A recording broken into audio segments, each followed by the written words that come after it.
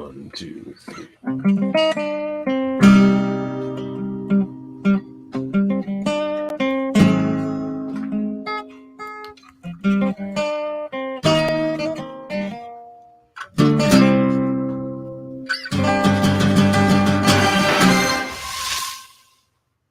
What are we all waiting for?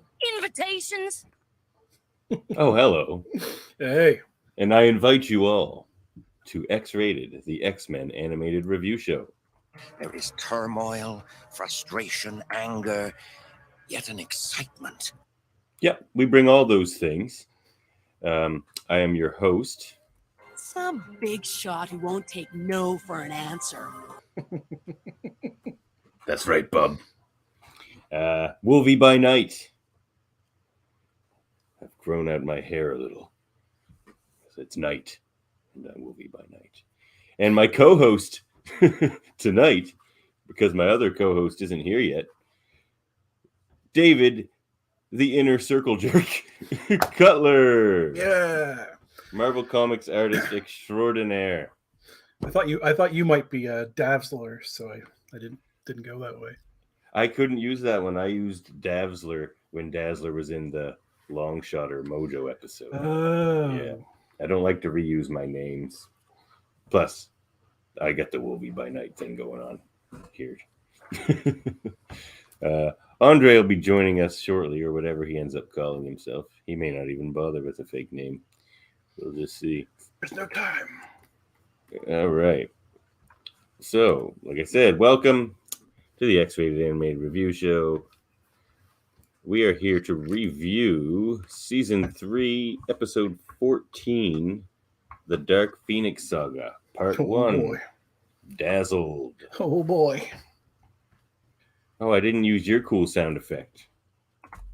Don't you know who you're dealing with? That's what it was supposed to say when I introduced you.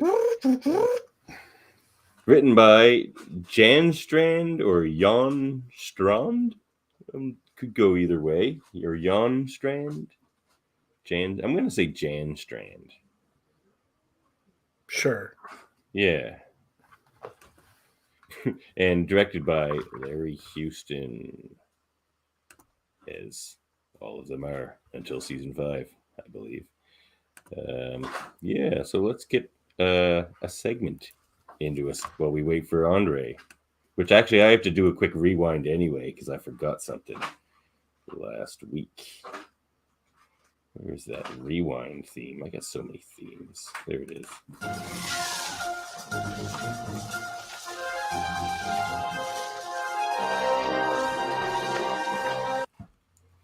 Okay, rewind like it's apostrophe 92. Oh my God, where's my banner for that? I'm all over the place here, people. Here we go. Without Andre, I'm lost. All right. Rewind like it's apostrophe 92. And this is about your comic, Dave. The Moon Girl Meets the X-Men comic. I'd show everybody, but it's actually on my wall behind me now. You can see it there. Right there. Yes, I do see it. Yep. And because last episode that we reviewed featured the High Evolutionary, and I forgot to mention to all the X-Goons that the High Evolutionary actually features quite prominently in that issue. Was he in that episode? Yeah, he was. He just shows up in like a flash of different things that have happened in the Savage Land. Right. Yeah. So, yeah, I didn't make that connection, which I should have, since that was my recommendation later on in that very podcast. So, yeah, High Evolutionary. All you High Evolutionary junkies out there, make sure you go grab Moon Girl and X-Men. Plus, it was super ton of fun. I enjoyed it a lot. Awesome, thank you. Yeah, no worries, man. And the art, very nice. Very nice. The art, I could take or leave. Take or leave. Nothing I can do with it. All right. Let's move on to... Oh, well, Andre can jump in late on this one. All right.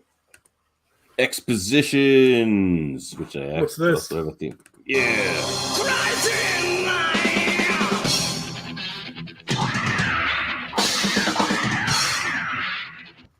This is just where we talk about Werewolf by Night, since it's the month of Halloween and we've all seen it.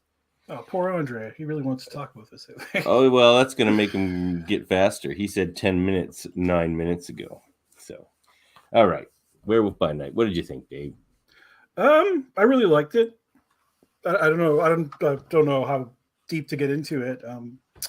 Like writing wise, I don't think it like reinvented the wheel or anything. Like it's not the deepest story in the world, but it was a lot of fun. And I would say that the potential for this kind of thing, this like one-off, not long enough for a movie holiday special thing, is probably my like favorite thing about Disney Plus's existence. Yeah, and not drawn out like some of the shows can be. Yeah. Yeah, I think they're perfect too. And if rumors have it, there's going to be a lot more of those, but we'll see with that. Even around rumors around the X-Men, perhaps being introduced that way. So I mean, they gotta introduce the X-Men sometime. Yeah, I thought it was kind of. It had that delightful, silly kind of plot where it's just like this convoluted game that this dead guy wants all these magic demon hunters to participate in to get this stone, or the bloodstone, of course, Elsa Bloodstone. I thought that was really funny. It was funny seeing oh god, what's his name, Kurt Thatcher, who plays the punk in Star Trek Voyage Home on the bus, and he was one of the hunters. Cool. Which hunter was he? He was the older bearded guy, the bigger fella. Oh, okay. He was quite funny. Yeah, he was. Yeah. Quite good. It was cool to see Man Thing, and Werewolf by Night was really cool. Actually, the actor was really good. I thought, who played him. Yeah, it was like light on character for him. It's kind of funny that it was called Werewolf by Night because like not really his story. No, except for he was just going in to break out his buddy. But so that was about it. It was more Elsa's story. Yeah, it's like a easier to sell title than Elsa Bloodstone. Bloodstone. Mm-hmm. Yeah, agreed. But yeah, well, geez, Andre, you're missing out on all the Werewolf by Night talk. Yeah, it's so slight. I don't have a ton to say about it, but it was. What did you think of Man Thing? He's like, I'm of two minds because I did enjoy it, and I'm not super attached to Man Thing, but like I just find lately they're playing pretty fast and loose with the source material. Like, other than the look of him and that his real name is Ted. Yeah, Ted Salas. That's like it. That's all the like similarity they have with the comics. Yeah, he's a little more lighthearted and goofy, which I enjoyed. He was like, I don't know, like a Star Wars-y type sidekick or something. But he's almost like the new Groot. Yeah, because they're probably not going to keep doing Groot, I would suspect, after the next Guardians movie for a while. But who knows? We get a lot of comments racking up here. Hi, Sam. What's up? Oh, Sam wants to know, Dave, if you've ever met Stan Lee and what was he like? I have not. The closest I've ever been to Stan Lee was about 15 feet when he was escorted away from his table. He passed by my table at a con. That was the closest. That he was like 3 of his bodyguards between me and him. Never, like when you I only go to cons to sit at a table, so like there's no opportunity to stand up and go stand in line for like 2 hours to meet somebody, because that's like that's a lot of money going under your day. Yeah. Which is unfortunate because there's like so many people I wish I could have met, and they're gone now. So, in fact, Sam, I have met Stan Lee, and earlier that day I nearly killed him by knocking him down an escalator. Almost knocking him down an escalator. I didn't actually. By about an inch. It was close. I'm sure Andre's met him like 30 times. Andre's never met Stan Lee. What? You're crazy. Really? I don't think so. I feel like Andre went to like a special Stan Lee party or something. Oh, you're right. He did, didn't he? He paid to get like the super VIP treatment. You're right. He did meet Stan Lee. All right. Dave, you can't meet Stan Lee now, I guess. That's sad. No. No, I cannot. How long have you been a Marvel artist? Oh, Sam would like to know. almost 2 years to the day, almost. The Thunderbird comeback, that was awesome. Thank you, sir. Yeah. All right. Well, Andre, you're missing out on the Werewolf by Night talk. We're moving on. We're going to do another segment. We're moving on. All right. Actually, you know what? We can play a game. That's always fun. All right. We're going to do it without Andre. We're going to move one of the games up to the front of the show because you're right. Andre does do our recaps. Where are we at here? Here, this is a fun game. Is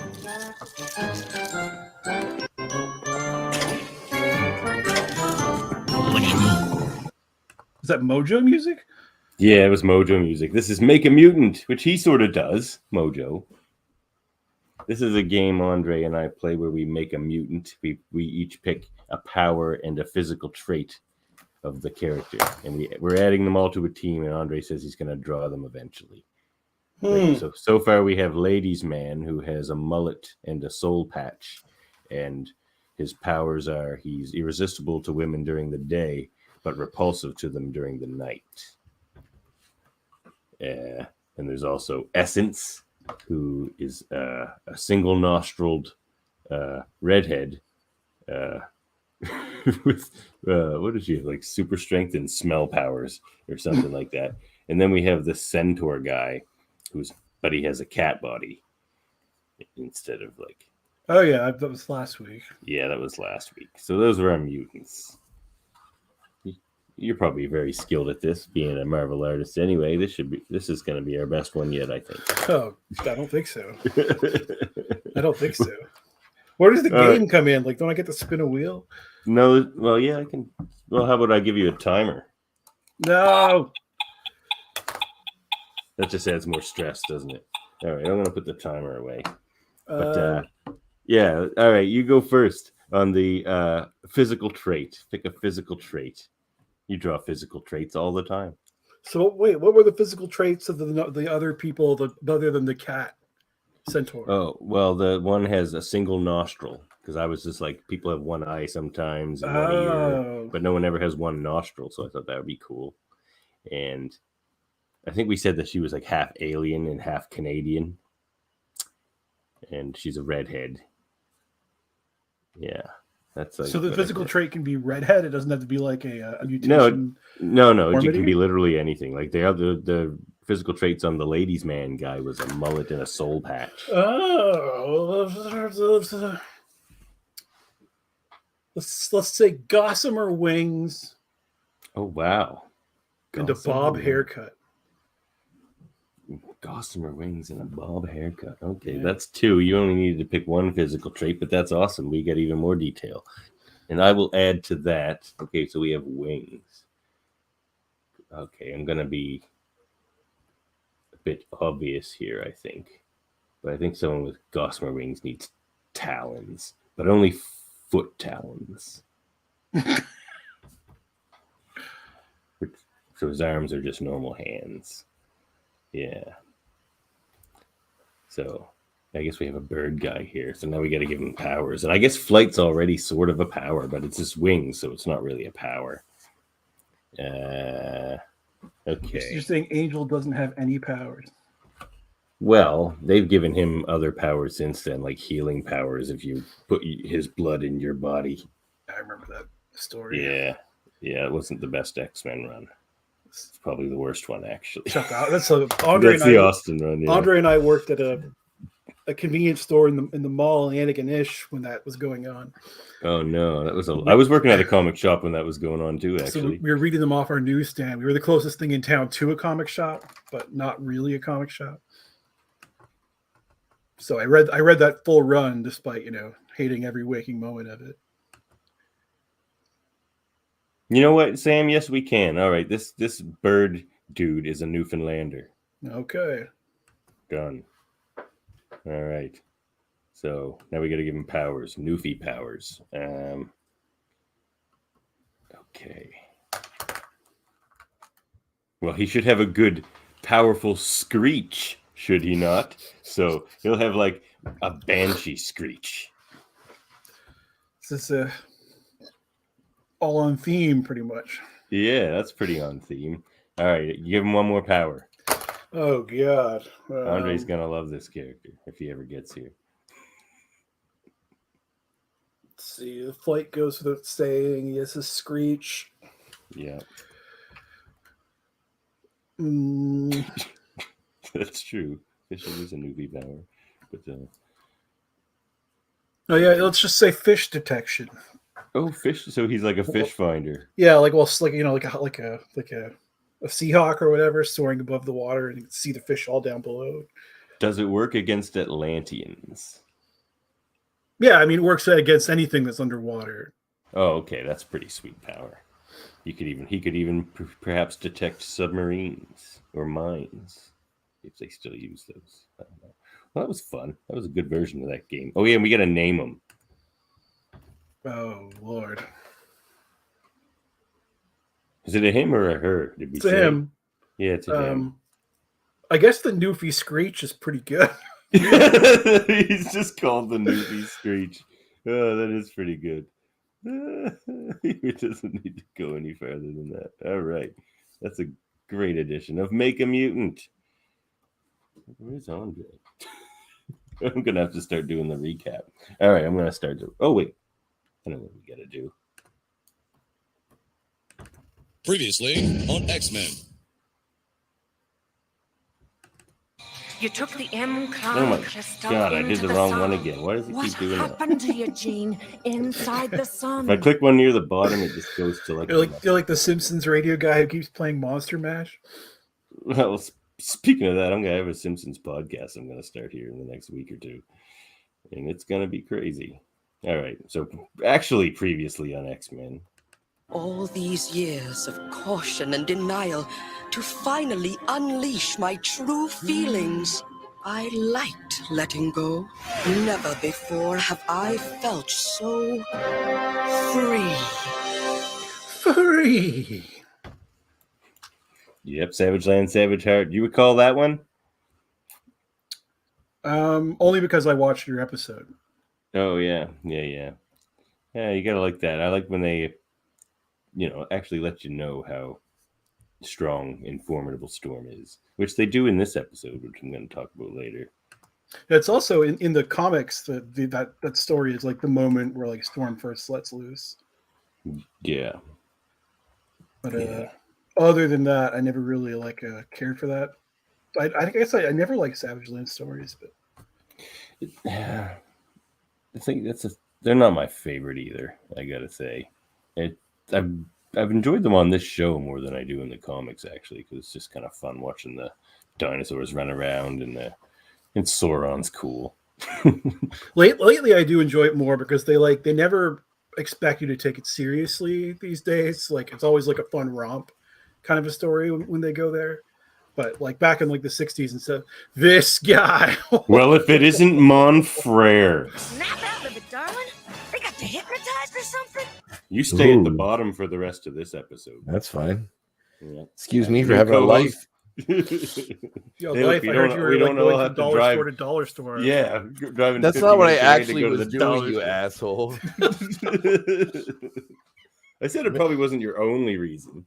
No, I'm gonna get into it. I know it's bad planning, but the play I'm in, the guy that did special effects, he had a problem getting his material and took him forever to get it. And then he finished it, but then instead of driving all the way to the valley to pick it up, I had to go meet one of the students in Halifax to pick it up. So I had to run in there and get it and come back. And I have no other time to do it this week. So this is it. So now I'm here. We did a Make a Mutant without you because we had to kill time because you do the episode recaps. Oh shit! Am I supposed to do that again? I figured you'd take over. It's all right, no worries. Lebowski's here to say hi. You want to say hi, Lebowski? Hey, Lebowski, what's up, buddy? He's a good kitty. He's a good kitty. Yeah, pretty solid. Me, just kitty over here too. There's Miles boy. Oh yeah. Yes, boy. No Chester nearby. Is that your Ghostbuster shirt, Dave? Very nice. Oh my god. Is that the mob one? 'Tis the season. Yeah, it is. Nice. I have the Dawn of the Dead one, the original 80s one. All right. Well, so, Andre, we did do a new segment called Expositions earlier. I like it. where we talked about Werewolf by Night. Did you want to talk about Werewolf by Night? Oh, for you a talking moment? Werewolf by Night without me? We had to do a lot of things without you. We had to kill 20 minutes. It hasn't been that long, has it? Oh, Jesus, yeah, it is. Yes, it is. You said 10 minutes 24 minutes ago. Okay, well, in my defense, I had to, like, all of these things are like, they're all prosthetics to stick on my face, and they're super sticky, and they go in a transfer paper to stick to your face, but he just put them on one giant board. And so, like, in the back of the car, they're kind of stacked on, like, foam, so they don't fall on top of each other. But if they did, it would just be, like, they'd all stick to each other, and I wouldn't be able to use them. So I basically had to find a place to run them into the house somewhere and put them up. It's all done. It's all good. I'm here. Sam Higdon, you can relax. Andre's arrived. When I was going to Disney Plus to set up to go walk through the episode, I just saw that Justin Roiler did a new show on Disney Plus for Halloween. And I did not know about this. Watch it this afternoon. Is it good? It looks awesome. Have you seen Solar Opposites? No, but I know that it's another one of his shows as well. It's about as good as Solar Opposites. Do you like Solar Opposites? It's uneven. Okay. Sometimes it can be really funny, but it's not like peak Rick and Morty or anything. But you love Rick and Morty, right? I did. You did. Do you watch Lower Decks? Lower Decks is like Rick and Morty, but better because it's not better, but it's fun. I've never seen it. But... It's a good show. It's amazing. All right, yes, I absolutely loved Werewolf by Night. I thought it was fantastic. I love the black and white aspect. It was a real fun throwback to Universal horror films, of which I'm a huge fan. I don't know, spoiler we want to get with people, but the design for everybody was super cool. The little nods to some of the old classic Marvel monsters on the walls was really cute. We spoiled the fact that Man-Thing was in it. Yeah, well, he's right in the trailer, basically, Yeah. if you noticed it. Yeah, but man, true. watching him actually incinerate people, like pick them up and just burn them into nothing, was so cool. was so fucking cool. I was like Burn. losing it. I was so happy, and I knew he was coming anyway. My wife doesn't know any of this stuff, so she was just enjoying the ride. But I was like, when you saw the burning handprints and the footprints and stuff, I was like, I didn't know that he was going to turn out to be obviously a friend of Jack's, but he's just like, tell him he's a good cat and a pretty cat. Yeah, and he's like, and she's like, what's his name? And he's like, Ted. It's just like, but like, it's so cool. I really like that they went with. I mean, obviously they could have went with the classic super CG'd up werewolf, but I really like that they did the classic werewolf. He looks like the classic werewolf, but obviously they can go further with it. But it's like really cool. I'd go as far as to say that that's my favorite werewolf done since the original. I mean, you can look into like Werewolf in London's good, but the Howling is probably some of the best stuff ever. that one too. But and Dog Soldiers was solid too for a newer movie from last 20 years. But no, I loved it. I thought it was so much fun with the world building and everything. I mean, I kind of think the Bloodstone, the fact that it was kind of glowing red, made me think of the Reality Stone, and I'm not sure if that's supposed to be any kind of connection because they're also the Bloodstone's been a thing for a long time. I know, but it really seemed like the red glowing thing is very reminiscent of everything they've done with the Reality Stone in the past. It kept making me think of Schindler's List, which was because it was in black and white. And the only and color was red, thing. like the little girl's red coat or whatever. Yeah, right. So the whole time I was just like, the Holocaust, man. That's what you want to think about when you're watching this fun Marvel romp through Halloween. Even too, Elsa Bloodstone's jacket was red when color bleeds into the episode and you see what they all look like in color. Which gives me hope. It's like the Tingler that we're going to review on my new movie podcast. Well, it gives me hope that like red blood. Marvel has a bigger plan for their universe, because if this was just supposed to be a one-off thing and they're never going to visit again, like why bother turning it into color? I think it's to make it more accessible when these characters show up in the other horror movies they're going to be doing, most likely Blade or whatever those ones are going to be. But yeah, the Midnight Suns. They're definitely setting up. I would love to see the Darkhold, but we've already kind of hit that in Doctor. I was talking about this before, Dave, but the old '90s Darkhold series, where they're just running around trying to find pages of the book and stop people from using it to enhance their lives. It's like one of those things you get the page from the Darkhold and then you use it to fix whatever your problem is, but you unleash a bunch of demons or turn yourself into some monster or do something, and it's like one of those monkey's paw situations. But yeah, it's super good. I really dug it. The fight sequences were all great. The little nod to the Wizard of Oz was fun because they famously shift from black and white to color. It was super, super cool. I really enjoyed it thoroughly, and I'm very excited. I hope Marvel does more of this stuff on every Halloween, or at least I'm sure these characters are going to show up again at some point. Like, well, they're doing a Christmas special this year too, so maybe they'll just start doing regular Halloween and Christmas. Is that the Guardians of the Galaxy one? Yeah. Oh, that's this year. I thought that was next year. Yeah. Nope, Sweet. No.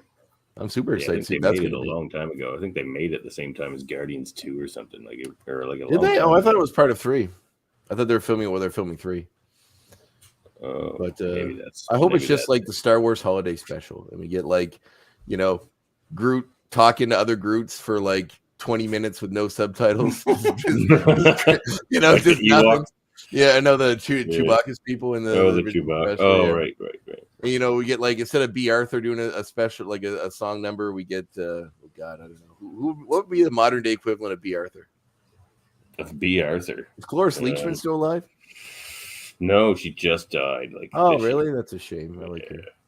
Me too. She would have been a good pick. I was just going to say Tig Notaro. Oh, she'd be good. Yeah, 100%. Yeah, 100%. Well, no, she's already thrown up in a very odd cameo in Star Trek for some reason. But she's funny on the show. But yeah, no, someone like that. Yeah, but no, I'm excited, man. I don't know. And they introduced Wolverine in an animated segment where he rides in the back of a dinosaur. Yes, yeah. And then that dinosaur chases Magneto and Professor X around a rock for 5 minutes. So they figure out what to do. I wish we could have recut that with like the Benny Hill music. Yeah, perfect. Anyway. All right, Andre, we already did our previously on X-Men, so take us away. Oh, was it actually relevant? It's never relevant, Dave. It was relevant. Oh, it was? Yeah, because it was the storms, like... it wasn't really relevant to this story, but this is supposedly the proper order. Oh, you mean was it relevant to the actual episode it was from? Yeah. Well, yeah. Well, no. Usually, it's not relevant to whatever this episode is. No. Unless it's a two-parter. That's the only time it's actually usually relevant. There takes 5 minutes of White Queen exposition to explain to catch us up to this episode, and it's in the middle of the episode. The exposition train bothered me a bit in this episode. It felt alarming. I'm glad we got it though, because I wanted to know how Jean was. It felt alarmingly close to a clip show. No, we got a lot of like not new stuff before we got to the new stuff. It's true. It did feel like a bit of a clip show. That's all right. I guess because I haven't been like watching all the episodes all along, it didn't. What? It didn't bother me at all to like get all that. You're like, I needed this. It's great that I'm caught up on everything now. Fantastic. Saga Part 1. Sorry, I'm trying to open my thing here. I keep putting in Dark Phoenix Saga. Episode is written by, do you think this episode is written by Jan Strand or Jan Strand? Oh, Jan Strand sounds better to me, but Jan Strand is probably correct. Really? I was going the other way. I have no idea. That's why I was asking you. Supposed to know. We don't. We could be fools. We could look stupid right now. Eggs on our face. All right. For some reason, I cannot find the thing I'm trying to find here, and it's driving me nuts. But anyway, let's move on. All right. So we open our episode with Return to Muir Island, and I must say I really hate how they did this. We have no idea. Like, this is the first we get any reference, except, which I'm going to have to talk about my X point. Previously, when Wolverine says that they're studying Jean over on Muir Island. Yeah, that's what I thought. When did they say that? That was in the episode where they go, oh crap, where's the list of episodes? It was the one where it was just the 3 of them, without Scott or any of those guys, because they're talking about them being back on it was like 2 or 3 episodes ago. Okay. Well, I can tell you in one moment if I can find my probably the start of the Savage Land 2-parter. Was it that one? I think it was the one before that one. Okay. Let me look at my list here, and I can tell you in 1 second. So that was Dark Phoenix, which one was Cold Comfort? Was it Cold Comfort? That's Ice. It was Iceman. No, it was Long Shot. It was a Long Shot episode. Oh, Long Shot. Okay. Or that's right. It couldn't have been, because that one was originally released in like season 5. It must have been part 1 then of Savage Land. Yeah, it must have been. It must have been, because that's only Beast, Wolverine, Storm, Rogue, and Jubilee. You don't get the rest of them. So you took the M-Clan crystal into the sun. What happened to you, Jean, inside the sun? What happened to you inside the sun? I thought that was. I'm curious what Scottish people watching this must think. They must just be like rolling their eyes out of their heads. You don't think that's an on-point accent? I mean, I don't think it's the worst thing I've ever seen, but it's not great. What happened to you? What did you do to the Crown Crystal? In the sun. It comes very close to Scotty from Star Trek, but so yes, we learn that we see Banshee, Moira, and Charles working on studying, I guess, Jean Grey, or trying to help her with at some point, inexplicably never mentioned up until now, she came back from being in the sun, which will be told us halfway through this episode. But I really feel like they should have just capped an episode with her like crash landing and them finding her or something. It really seems kind of like skipped that. I'm guessing there's either pressure from the studio to add it sooner than they thought they wanted to, or some reason they needed to inject it sooner into the series and they wanted to bring her back. Yeah. It's my guess if I had to guess.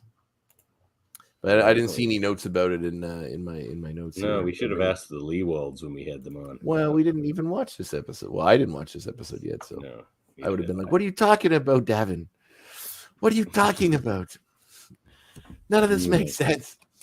All right, so book. We got to read a book now to figure out what's going on. It's the Sacred Tome.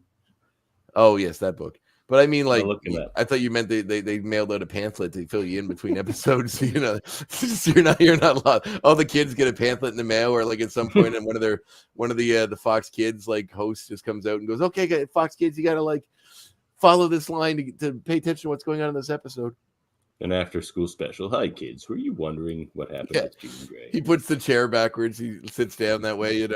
Let me rap with you, kids, and tell you about a good friend of mine, Jean Grey. So she's looked into a bunch of ridiculous machinery. They're trying to reach Jean, who is trapped inside the body, which is apparently being taken over by Phoenix itself. Charles looks rather nefarious here in his little green suit and his pointy eyebrows. He does. So she has a soothing voice. She overloads. I would like to hear an ASMR, or at least one of those comm apps with like this guy doing Charles's voice, because I have used it to fall asleep a few times. The comm app, and I think I thought you were gonna say just like a ton of clips from Professor X. Yeah, I just put Professor X clips on a loop. You just go to sleep, Andre. I'm reaching into your mind. Especially the ones where he's like screaming. He's like, like this is all I'm hearing on a loop. For like, it's so serene. I'm drifting off. Must probe deeper. So it's funny the way they animate Charles. Sometimes it kind of looks like his eyebrows are forehead ridges or like brow ridges, and not actually eyebrows. So he just looks like he has bad alopecia. Did you want to tell everybody your name, since I don't think I said it out loud for the listeners? It didn't show up on the screen? Yeah, but we're an audio podcast as well. Oh, right. I'm Sebastian Chandre tonight. Yeah, that's not bad. I think that was pretty clever. So the Phoenix is taking over the body. They don't know what to do at this point. Moira said she did everything she can. They've essentially calmed her, but the root problem is still there, and that's the fact that the psyches are battling one another for control of the body. And they have to bring her back to New York. I'm not sure why they have to bring her back to New York, but apparently Moira's just sick of Charles' little experiment destroying all her equipment all the time. God damn it, Charles. This stuff costs a lot of money. You didn't used to be such a little bitch, Charles. Yeah. I'm trying to bang Sean O'Shaughnessy over here. You keep cock-blocking him. Sean Cassidy, is that his name? Yeah. Sean O'Shaughnessy's better. The most Irish name in the history of Ireland. They just you feel like Hennessy. they just put like any Irish name they could find into one of those bingo ball rollers and just rolled it through. His name is Sean Cassidy. All right, so we cut to what is hilariously the most stereotypical 90s nightclub I've ever seen in my entire life.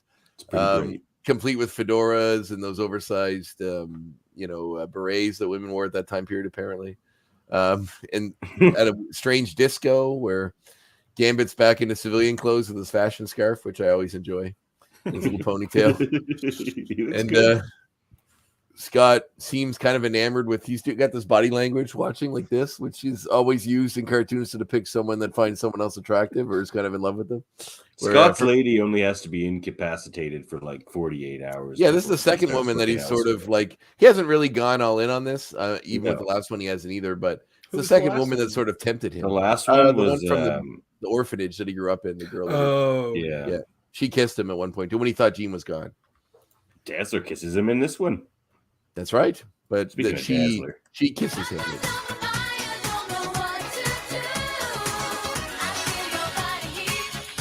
Hey, side, Does anybody know who her singing voice was? No, but it's sort of sounded like It's very Paula familiar. Abdul. So I bet that's like trivia. I wonder if it is Paula Abdul. All right, Dave, you find it, let me know. They probably didn't get Paula Abdul. Yeah, I'm sure Paula Abdul was available to come cut a sweet disco 90s song about body heat for X-Men the animated series. Dazzled is the name of this episode, if I forgot to mention that. So, which is interesting because she doesn't really seem to play that big of a part in this. Does she continue on in this, Davan? Do we see more of her beyond this episode? My guess is this is the last one. Well, that's a sad, considering the episode's named after her. So she's singing that lovely groovy hot song by, you know, the Wish version of Paula Abdul, or the Costco brand, Kirkland brand, Paula Abdul. And thank you, MZ. It is an amazing song. There is some great music in it. I want to talk about that a little later. But yeah, so everyone's clapping. She's, bowing after the song and making little dazzle sparks around her, as I guess is the extent of her powers. It's not the extent. Well, she's like Jubilee, but with like less concussive. No, she usually like uses Jubilee with focused lasers that she points out of her finger. She's like, pew, pew. Well, not in this show. She doesn't. No. So, well, Jean was kind of. Maybe she does later. I think she does later. She does. It mostly just blinds people later. Right. I think that's all she. That works too. How about that Dazzler, huh? Didn't I tell you she's something? David, did you ever watch Kung Fu: The Legend Continues? As a Canadian kid, I feel like you must have. Yes, I watched quite a lot of it. Not that I Did you remember know that the son in that show, the main character, is Gambit, Chris Potter? Get out of town. I know. I couldn't right. believe it either. It blew me away. I was like, that Kwai Chang Cane's son is Gambit? Kwai Chang Cane's son is Gambit. What a world. I still remember the Kung Fu: The Legend Continues. I loved that show. Me too. Remember the ancient one? He was so. I think it was on A&E or something like that. Is where I watched it. Well, maybe that's what these Americans are watching it on, but us good kids were watching it on CBC, like God intended. Was it on CBC? Probably, or CTV. I only had 2 channels growing up, and I watched it, so it must have been one of those 2. Yeah, it was on CTV for me. That's a fair CTV point. makes sense. So, Scott gets a psychic message from Jean, who says she needs him, basically. So he says he has to go. Gambit's trying to compel him to stay. He basically runs out of the nightclub, which is very oddly decorated. I love his little turtleneck blazer combo. That's the seminal smart guy in the 90s outfit to wear. So that's always plus. So yeah, look at Scott. Let's get this sweet. So Gambit decides to stay. Scott goes off. Then he overhears Dazzler being dragged out of the back side of the club by 2 henchmen, who anybody who knows anything about X-Men will recognize as henchmen from the Hellfire Club, being led on by. Do you remember this guy's name right offhand? Yes, Alexander Pierce. Yeah. This is Pierce. Okay, I started to keep track of some of these inner. I guess there's only 3 of them really. No, it's 5 of them here. Well, yeah, but only 3 we see in this episode. It's only 3 we see. Or is Alexander Pierce the guy from Donald Pierce? I was thinking Donald. Yeah, Donald Pierce. Pierce, Right. Yes. Harry Leland and Sebastian Shaw and Mastermind and Emma Froster, who we see in this episode. Yeah. So, Jason Weingard. Yeah, we haven't seen him yet. So, basically, the Cyclops yells out to them to stop. They shoot at him with beams. Cyclops beams back, shoots him down. The normal human that's sort of the seeming apparently human that is with them, goes to attack Cyclops. Cyclops shoots at him. He rips off his sleeve to show he has a robot arm, which I always find funny. Like, why do you need to rip off the sleeve? Like, why do you need to show it off? Seems like you're wasting precious seconds in a fight scenario. He's like, what, do you want to fight me? How hard it is to get a Look robot how arm. cool my robot arm is. Winter Soldier does it. He never puts a sleeve he over doesn't. that He thing. doesn't wear a sleeve. It's just you see it from the get go, which makes more sense. I don't know. That's true. So He doesn't you have bother. to let me in on this guy's story later as to why he has a robot arm, because I don't know anything much. Oh, because he's one of the Reavers, Yeah, he's just a and they're all Cyborg. crazy cyborgs. So what, the ones that we saw already that were working with Deathstrike? Those Yeah, guys? in the Yeah. comics he leads them for quite a while, and then Lady Interesting. Deathstrike takes over and leads them. in the comics. Also, they're survivors of Wolverine from this storyline, so they wouldn't have existed previously Right. in the Right. comics continuity. Okay. So you know, showing off in his the robot comics, art. Wolverine maims people. Yeah, he doesn't do a lot of that. He mainly only scratches robots in this show. He mainly only maims Salami in this show, but as we see, yes, which we'll get to shortly. But look how like wholesome and happy he looks. Where's that bastard Salami? I can smell Salami's around here somewhere. I can smell it. Salami. I can smell it. Next week, tune in to the thrilling conclusion of Wolverine in the case of the missing salami. Sounds like a gay porn. I like it. So Pierce picks up the engine out of a car and hurls it at Cyclops, who blasts it out of the air with the shrapnel, knocks him back and cuts open his jacket. He kind of comes in, he takes up a street sign to finish off Cyclops.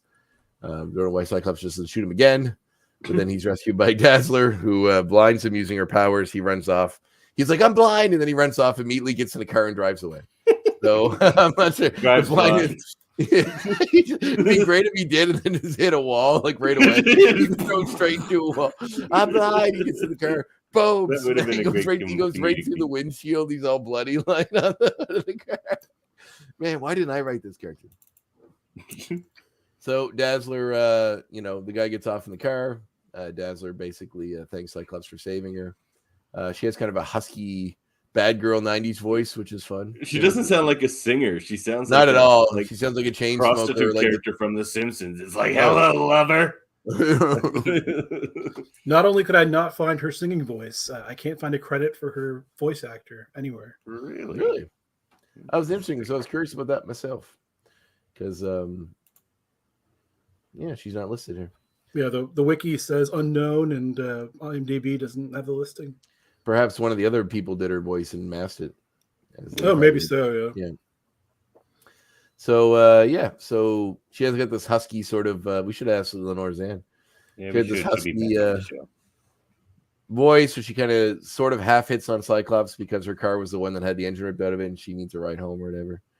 He says he'll give her a ride and that he's worried that those other guys will come back for her the next night. I don't know why she would come back here the next night, but apparently, the show must go on. So Cyclops says he'll come the next night to see her perform in case there's any kind of trouble. We cut back to old Wolverine as we saw gotten through the fridge looking for his salami. Cut back to Wolverine. That was a good punch. It's kind of like his claws come out of his body. Yeah, so it's not sanitary. There's definitely gore of some kind on the end of those claws. Well, that's what you have to ask yourself. Does his healing factor work fast enough, especially in what's probably a very potentially scarred? In season 1, he was out for 2 episodes because Sabretooth beat him up. Yeah, but I'm just talking about popping out his claws. Does his healing factor heal it so fast that there is no blood or grossness? Well, it must, because because you never see it. And also based on how, there's not a lot of that's a very thin part of your skin, and there's no muscle behind it. So you assume, or veins or anything. So you assume the claws would be just behind it. So it probably just cuts the flesh open with little blood.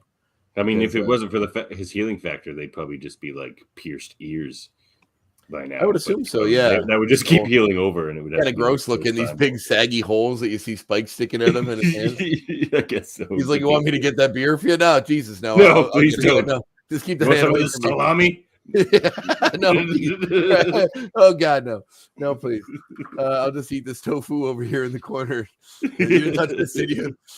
Definitely not. You didn't. So Cyclops gets in. Wolverine makes some jokes about. Do you have any of these, Wolvie by night? No. He says, "Looks like you got up to some fun without me." Yeah. I think this scene shows a lot of growth between Wolverine and Cyclops. I agree. A bit of a friendship developing now, and less antagonistic, which they do become in the comics as well, and I love their friendship in the comics. Oh yeah, with that little period when there was a bromance going on, it's like one of my favorite X-Men periods. And there's there's this one point where there's just those two together, and they end up being surrounded by 5 evil factions that hate them. There's the Hand and the Reavers and the Friends of Humanity and whoever else. The Hand. And those two just lay waste to all of them. It's fantastic. The Friends of Humanity, I haven't thought about those guys in a while. They disappeared ever since season 2. Yeah, they were in season 1. The Friends of Humanity, they're in season 2. Oh. Well, I think, both. weren't they? No, yeah, I think you're probably. Yeah, they were. They definitely were. Okay, look, buddy. Yeah, I'm sorry. You got to get down. Come on. Come on. Oh, look at that Lebowski. Come on, What a buddy. guy. I know. He's very. I've been home all day, so he's very very affectionate right now. So anyway, Wolverine notices, smells Jean coming through the door. Basically, Cyclops runs up to her. Hugs her. Wolverine. I'll see that for our next point. Oh, yeah. He makes a joke about never mistaken Jean. Right? Is that this episode? I never make mistakes. Oh, when it that comes is your to point. Genie. No, Yeah. it's not. Okay. So then, I love when people enter rooms in cartoons, because this happens all the time, and they're framed by other people. Like, that never happens in real life. Nobody walks in a room, just stops just inside the door, and the other two just stand on over either shoulder of him. Mm-hmm. I mean, in this case, he's in a chair, so they're higher than him. But Beast and Storm are flanking him. He comes in basically saying that Jean's here, but she's not ready to basically talk with Scott, and that she needs rest, and that they can talk tomorrow. These two were like, were married. I thought they were married, and they never bothered to actually get married, apparently, and they found out it was a sham. So it's always kind of funny when they don't sleep in the same room, apparently, or any of the stuff that they were doing before. It's like, our marriage wasn't real. We got to start from square one again. All right, date one. Hello, my name is Scott. So Scott's frustrated that Jean's been in therapy for like 6 months on Muir Island, but has very little progress. I got that. That's pretty funny. Yeah. What can I do? All those weeks of therapy and she still isn't any better. Because most mental illnesses are definitely cured with a few weeks of with a few months. He's a kind of impatient guy. Like in this series, sometimes you wonder why Jean likes just go in her brain and fix her. Just do it, Professor. Come on. Just use your powers to brainwash her, lobotomize her, and bring her back to what she was. Yeah. It's funny. I literally just watched a really good horror movie called Smile that just came out, and the whole thing is basically an allegory for mental illness. And there's my X point right there. What was it? Bottom of the screen. Oh, I totally do believe that too. Yeah, I didn't really mention that because I forgot about it. MZ says Wolverine was only trying to spare Jean's feelings by interrupting Cyclops, or was he looking out for Cyclops too? I think a bit I of think both, he was actually. looking out for Cyclops too, because I mean, in that wedding episode, he would have did anything to throw Cyclops under the bus, like Jean's, Or feelings. stab him 1,000 times in the day. Yeah, he even made a special danger room sequence to just murder him as many times as he can. And then kill a giant sentinel that looks like him and everything. Like, it's pretty rough. Yeah, I do agree. Yeah, so I did fail to mention that point, which is rather important. Scott was starting to tell Wolverine about Dazzler, how he met this mutant, and he was starting to, like, it sounded like it was going to be something that may make him look bad if someone were overhearing. Not necessarily really, really bad, but if you're like, hey, I met this hot girl tonight and your wife walked in, it's not necessarily the best. MZ is torn. You're torn? Like Natalie and Bruglia? When I'm around, everything's torn, bub. I can never... There's a lot of jokes that we can say here. I wanted like a really hard-edged, heavy metal version of Natalie Bruglia's Torn to be used in Deadpool meets Wolverine, or whatever that movie's going to be called. So, is that just what it's going to be called? Probably. Deadpool 2 is just called Deadpool 2. I feel like with Wolverine, you got to throw him in the title somehow.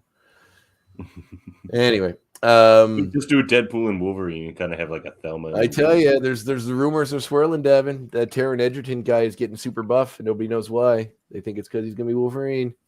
Well, I do think that movie will introduce the next Wolverine. Who is he? Anything on that? The guy that played Elton John and Rocket Eggsy. Man.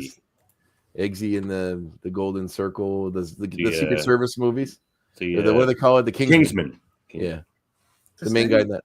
Taron Egerton or Egerton. He's fairly short. I think he's only like 5'8" or something. So I'm all for that. You didn't see the Elton John movie, Rocket Man? No, I didn't see that. I don't watch a lot of biopics. I don't really either, and they're pronounced biopics. But that was whatever. British. It probably will be. La-dee-da, Mr. Frenchman. Well, that is accurate, actually. So anyway, he looks a little bit too much like Hugh Jackman, but other than that, I'm not against it. They'd have to. I've never seen him like all gruffed up. They have to like. Can he grow in a nice scruffy, chops and probably look kind of haggard? He's actually pretty. He's actually pretty hairy. Like if you look Yeah, at he's his face, got he's a pretty he's got hairy dude. stubble in most of these pictures that I'm Oh looking yeah, at. all right. Yeah. I'm for it then. Yeah, Here's that his could be all right. penis, extremely hairy. Oh my god. Yeah. Let's share it. Ryan Jablonski likes him. Yeah, let's put it up on Thanks for screen. tuning in. Yeah, let's get this penis up here. Ryan's one of our top tier ex goons. Ooh, thank you, Ryan. We appreciate your patronage. So Yeah, then we man. cut to a place called the Circle Club, which doesn't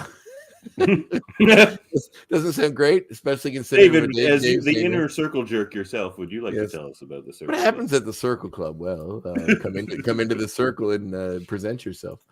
So, anywho, we see the Well, I Circle think Club, I have a thing here about the circle club. Yeah. which appears to Through be the what we're. centuries, only the most gifted and the most powerful have been allowed to join the inner circle. Only the most gifted and powerful. Why are you saying that to the people that know this already in the room?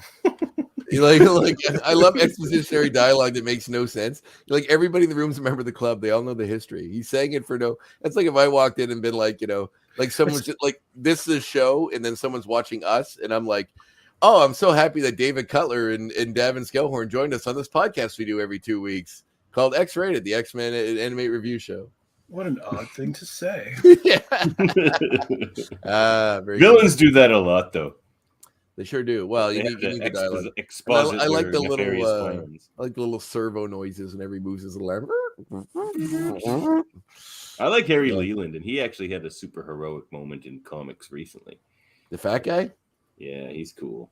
Yeah, He got can his control like localized gravity. Yeah. Sebastian Shaw looks a lot like a monkey in this, or some kind of an ape. 'Cause he's got those chops that go right into his hair. It just looks His like voice is a little weird too. He's kind of sounds like an ape. He looks kind of Yeah, like an ape too. Like there's a close up of his face. He's got like a really pronounced brow and stuff. I know we see tight pants in this show all the time, but there's something about the jacket tight pants combo that's just like, and with the vest. yeah, like where are your penises, gentlemen?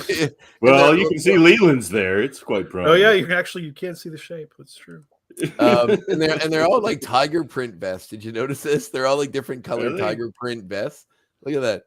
I don't know if it's just the coloring to be shade, but I think that's supposed to make it look like. You know what? I thought they were velvet or tiger something. print too, but I think it's just supposed to be the shading, but they do look like tiger print. Velour or velvet or something. So they're all arguing about what's going to happen next. The Dazzler. He says he couldn't get Dazzler because there's interference. Leland and Pierce get into an argument. Basically, that Pierce he should never send a cyborg to do a man's job. Lift that hand against me again. Which is a nice line.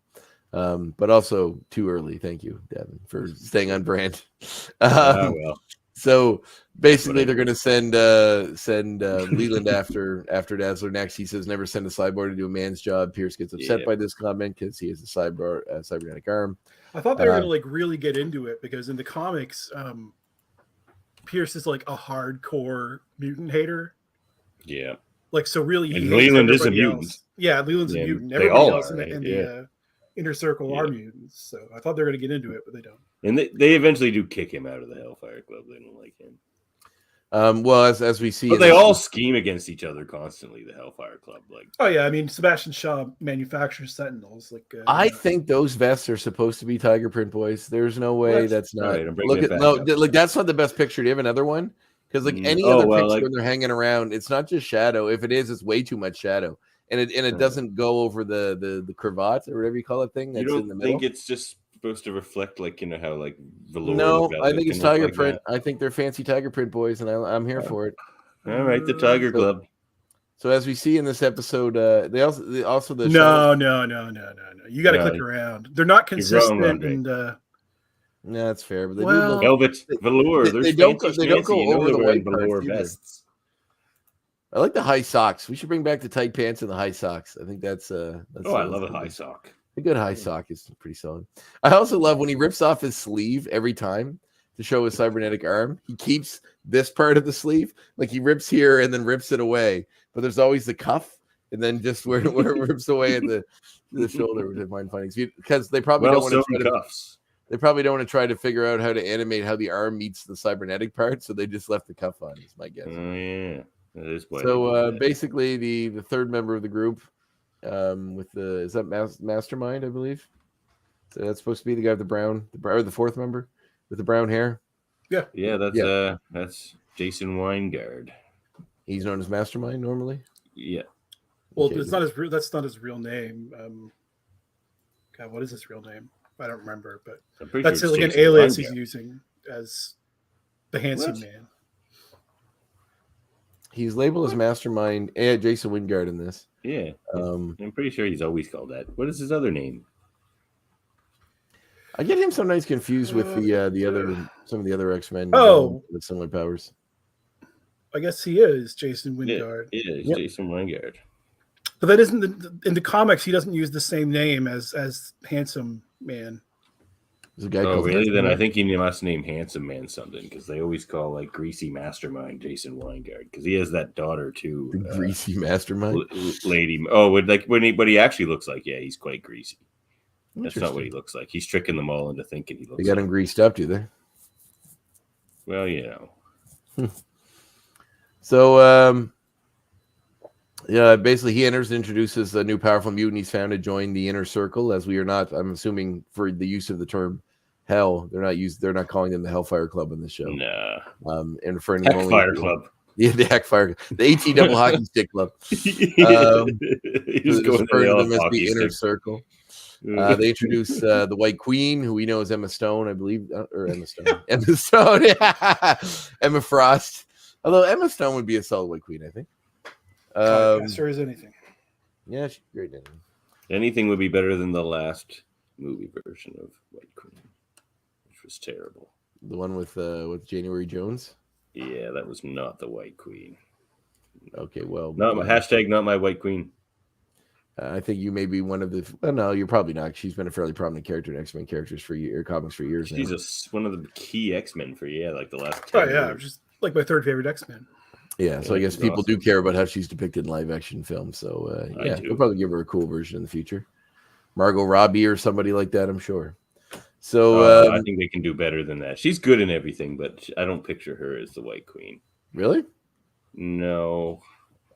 Actually, you know who would No. be good? Did you ever watch the show Lovecraft Country? Yeah, I loved that. So the woman that was like the daughter, like the main, she's like the girl, the evil girl, or the daughter of the evil family, the white girl with that was kept turning into her brother. She'd be good. Okay, I can't picture it, but I'll look that up. She's like one of the main characters. Well, it was quite a while ago when I watched that. I know Jonathan Majors was in it. Actually, who also would be good is what's her face, Samara Weaver from Ready or Not. She's been in a lot of movies lately. She was. I mean, she'd never do it, but you know who else would be good is John Krasinski's wife. Oh, Emily Blunt. Yeah, but I think Emma Frost is supposed to be British, so they should probably just have a British chick. No, she's like upper crust Massachusetts. Oh, right, Massachusetts Academy and all that stuff. Look up. I thought she was British for a long time because Grant Morrison really loaded her up with Britishisms. But Yeah, he That's did. true, yeah. Check out Samara Weaving. She might be like the daughter of Hugo Weaving or something. That might not be right, but yeah, she is. She's no, he's her uncle. Oh wow. some Mara weaving and Yes. some Mara going straight. You may recognize her mostly from Bill and Ted Face the Music, also the Babysitter movies and the Babysitter Killer Queen. She also played Scarlet in the shitty Snake Eyes movie that came out a few years ago. But she's a good shouldn't actress. be too young, the White Queen. Like they should probably hire like a 30-year-old or something. Yeah, she's probably about that. She was No, born Marvel's gonna start casting younger all around. She's 30 years old. Suppose. Yeah, look at future proofing these franchises. that's true. We gotta have these for a line. Well, I think that's where they're going with the X-Men. Although rumor has it that Tom Ellis is like now in line to be the Mr. Fantastic in the Marvel Universe, the guy from Lucifer. God, you guys know actors' names like crazy. Tom The guy from Ellis. Lucifer, the show Lucifer. That guy. I don't know that guy. Anyway, he's very handsome. Yeah, he's not my Mr. Well, Reed shouldn't be super handsome. Just keep it John Krasinski. The guy, yeah, I agree. I do like that. But the guy from what's that show? You on Netflix? He's the guy that everybody was sort of predicting for a while. The serial killer show. Me? No, the show's called You, I think. Hmm. Anyway, Dazzler saying she has a line on powerful mutant or powerful force, basically the Phoenix Force, and that gives all this dialogue as to everybody else as to what happened. If you've been tuning into the show, you probably know by now they just cut through a bunch of clips of when she first got the Phoenix Force And then when she went to protect the stone into the sun. And then we get some new stuff. And then we get some new stuff that fills in that she... After depositing the crystal in the sun, this primal force returned to Earth. Then a still possessed Jean Grey was found by Professor Charles Xavier. So yeah, just like kind of it happens in the comics, except Xavier finds her instead of the Avengers. Just crashes. Well, the rest of the X-Men find her too. Like it shows Xavier coming in with Wolverine and Storm and Cyclops to find her. But basically, they're going to try to use her powers, and that she's been able to figure this stuff out and kind of probe around people's minds in the X-Mansion because Xavier's been distracted by all the goings-ons with the Shi'ar and his own issue, and he was possessed by that weird, the dark part of his personality and all that stuff. But we do get a bunch of expositionary dialogue, including saying replays of old clips, including showing Beast wearing that sweet Howard the Duck T-shirt again, which is always fun. He loves that shirt. It's a great shirt. I'd wear it a lot too. If I had a Howard the Duck shirt. Well, we did just see. We have seen Howard the Duck in the Marvel Cinematic Universe, and now we have Man-Thing. So everything's coming up. Oh, they should team those two up. Like my God, my brain stopped working. Who created Howard the Duck? Don't tell me. Gerber. Not Gerber. Steve Gerber. Thank you. I said don't tell me. Well, I did. Fuck's we sake. don't have time to waste. We have a lot of dead air in this episode already when Dave and I were waiting for you to get here. Oh, do you just let it run with dead air? I'm sure you guys are brilliant. We didn't say anything for 20 minutes. That's amazing. Especially since you could have just delayed the episode. That's a hassle. I got to go into the thing and change the thing. Oh, you got to click some buttons. Yeah, I can see how much trouble that would be. So, anyway, the plan is kind of set into motion. They're going to try to get the Phoenix on their side. Weingard says he's going to use his mental power. If they can get into her mind using the White Queen's powers, Weingard can use his powers to get her under his influence. Which reminds you of that really funny Simpsons clip, Dave, where Marge is fantasizing about her romance novel, and she's like, "Is that earring make you a pirate?" Kind of. So we see Jean. Professor X is trying to get into her mind again. Phoenix is pushing back. Cyclops is wearing a tie for some reason now. We're not sure why. Oh, probably because he's going out to go see his lady in the hospital. Oh, right. Yeah, that's right. He's going to see his side piece. Now we are one. So, they try to help her. They're having troubles with that. It's not really working. I don't know where to go from that. Beast and, Professor X leave. You ever find it funny, Dave? And this is just something I've noticed in the animation of this, that Beast, if my power, say I was super shredded and I just walked around in tight little underwear, do you think if I wore underwear the same color as my skin, that would make sense? I just had a belt with I just look like a Ken doll, basically, is what's happening here. It looks good on Beast, though. Yeah, sometimes they do color a darker shade of blue. Doesn't he sometimes use yellow shorts? Sometimes he uses yellow pants and stuff. His yellow pants. So Cyclops mentions he's going after this club to help this woman. Jean gets upset, or rather, Phoenix is more upset about it than Jean is. Jean says she understands, but Phoenix is jealous for some reason. Scott says he'll stay with her for a little while longer. He falls asleep. Storm awakens her in what might be one of the creepiest outfits you'd ever wear to go waken somebody up who fell asleep. She has this big hood covering her face. She's like, Cyclops, just blasts her away. So Cyclops takes off to go check on Dazzler. Storm stays to help to watch over her while she's watching. Jean's mind is starting to be invaded by the White Queen, who is bringing in Jason Weingard in with her, who is making Jean think that she has survived near drowning in some kind of pirate times, and is rescued by Weingard, who is some kind of captain of a ship. It's convenient that their outfits are period, because what he wears in regular life it fits the period that he wants her to believe he's in. But again, he doesn't, because he's just a greasy guy in a trench coat.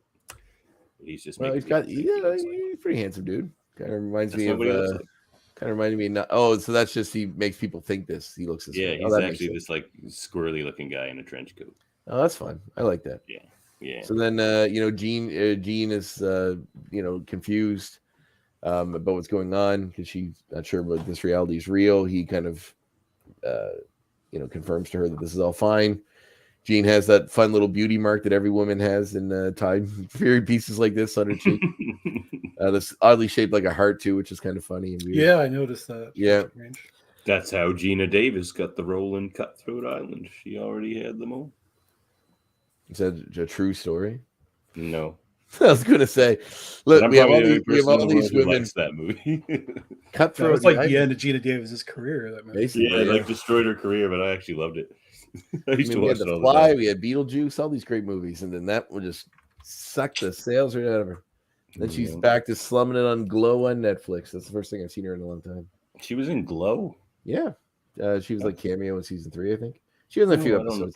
I don't know if I saw season 3. Yeah, it's when they go to Vegas. 3, but I don't remember. She's the one that runs, she's the woman that runs the cabaret show in Vegas that they share the space with.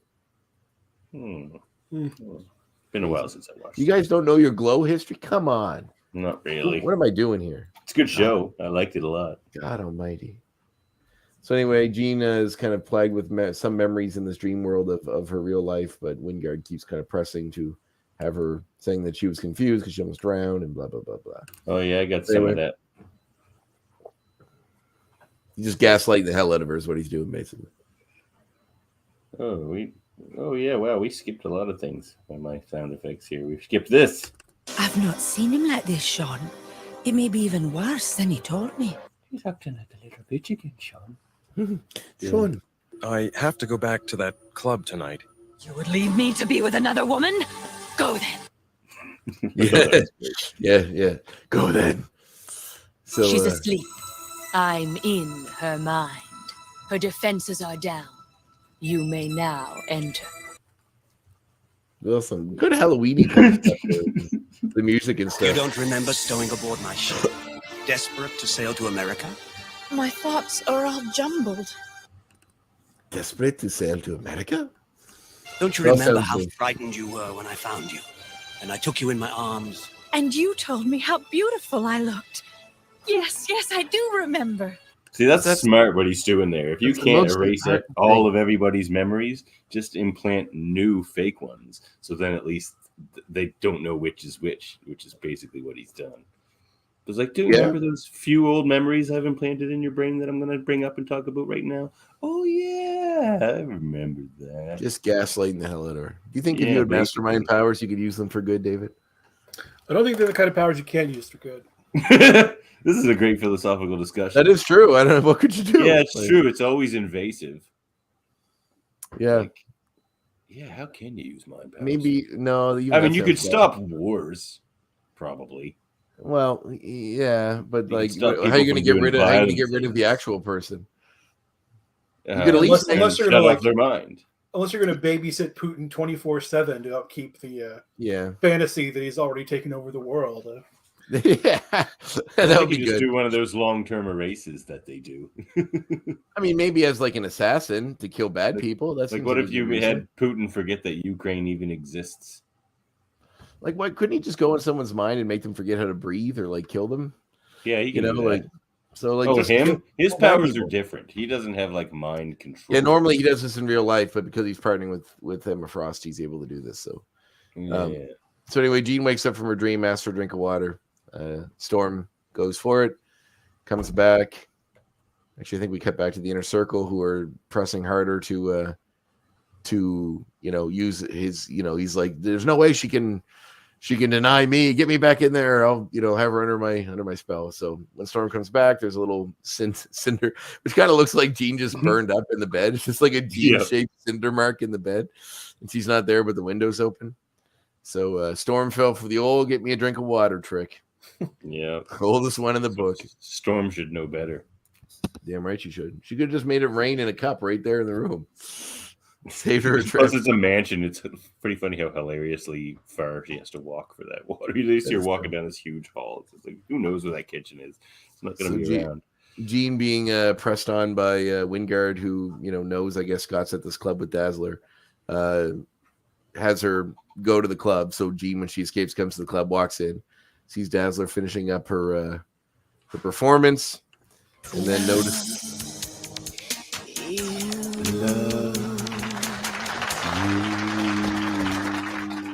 The rest of the song was better than the ending. There's some particularly funny animations in the back of people dancing. It's like when people are dancing in a video game because they only have like 3 movements. They just go like, it's like this is dancing, and there's like 2 people in the background that are kind of doing that, which is really funny. So she walks up to Scott, says she knew he was going to come, and then basically kisses him. Jean sees this, gets upset. At the same time, Weingard and the White Queen show up. Weingard comes in. She obviously recognizes him from her dreams and has these familiar memories and walks off with him, kisses him in front of Scott, walks off. Dazzler thinks this means that Jean left him. Let me introduce you to Dazzler. Who's that? The inevitable girlfriend? The inevitable girlfriend. Yeah. She I don't lives care. a late night life. She's that like ex-girlfriend now. like every 90s show, like either has a main character or a character that drops in that's that character, that like hard-edged, kind of attractive, like doesn't care about your hang-ups woman. No, a woman character that is just like, yeah, let me at him, yeah. So anyway, Jean gets transported back to her little world. She gets because of Mastermind's powers. Scott sees this, realizes something's wrong, tries to go out to follow after them. They're attacked by henchmen from the inner circle again. Dazzler helps in dispatching them. The rest of the X-Men show up. This is where Jean... Oh, yeah. So they follow Jean's scent back to where she's being held. And this is where Wolverine has that line. Nose, tough guy. I don't make mistakes about Jean. The nose. I've been smelling her a long time. I smelled her every way you can. I snuck into her room at night and smelled her up and down. That was you? Just in case this day ever came. And I'd do it again if given the opportunity. I just like smelling. Get the opportunity. It makes me feel like a big man.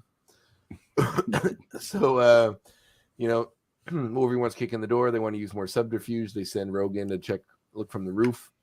As Rogue goes to the roof to check in, she basically walks in on a wedding ceremony between Weingard and Jean, who is still under his power. Why does Weingard need to marry her for this to work? At least Weingard hires a real efficient.